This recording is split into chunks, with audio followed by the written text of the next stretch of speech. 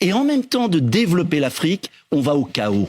Et c'est ce chaos qui est tragique. Elle commence où, l'humanité, Nicolas Dupont-Aignan? Je voudrais que vous écoutiez les propos de Halima. Halima, c'est la maman d'un enfant de 6 mois. Elle est originaire de Côte d'Ivoire. Elle a quitté son pays il y a 2 mois parce que son pays est malade. Il a des problèmes. Son enfant est malade. Il a des problèmes respiratoires.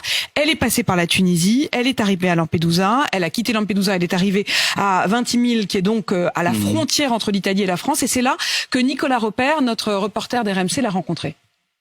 À Menton, à la frontière, c'est l'enfant qui est malade. La France dit il s'en fout de la santé de l'enfant. Un bébé mineur de 6 mois. Je voulais seulement passer par la France pour aller assurer sa santé. Et ils disent que non, ils veulent pas que les migrants rentrent sur leur territoire. Je suis passée par Tunisie. Au moment où mon bébé avait 4 mois, nous avons fait 3 jours sur l'eau, sans manger, sans boire. Nous sommes arrivés à Lampedusa. Dites au président Macron, vraiment, il n'a qu'à prendre ses responsabilités, quoi. Même si les autres pays européens refusent de prendre les gens, mais la France n'a pas raison de faire ça. Est-ce que la France n'a pas de cœur? La France est le pays au monde qui a le plus accueilli, qui soigne gratuitement. Les Français payent, sont accablés d'impôts.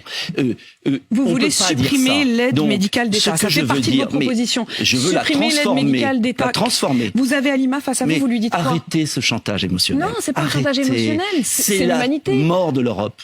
La mort de l'Europe.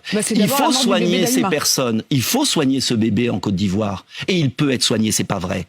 Sinon, vous aurez des flux migratoires considérables qui déstabiliseront l'Europe. On ne pourra plus vivre en Europe. Et donc, le rôle d'un homme politique, c'est pas de faire du cinéma.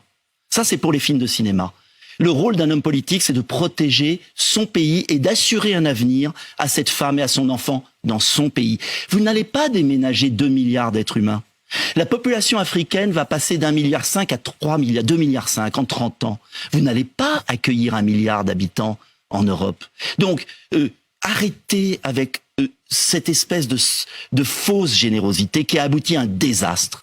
Le désastre, il est là, il est sous les ponts. Venez, Apolline, dans nos banlieues, venez Porte de la Chapelle, parce que le destin de cette femme, c'est d'être sous un pont Porte de la Chapelle. C'est ça le destin de cette femme. Arrêtez avec tout ça, c'est fatigant. C'est injuste. Qui ça a arrêté, c'est fatigant? Mais c'est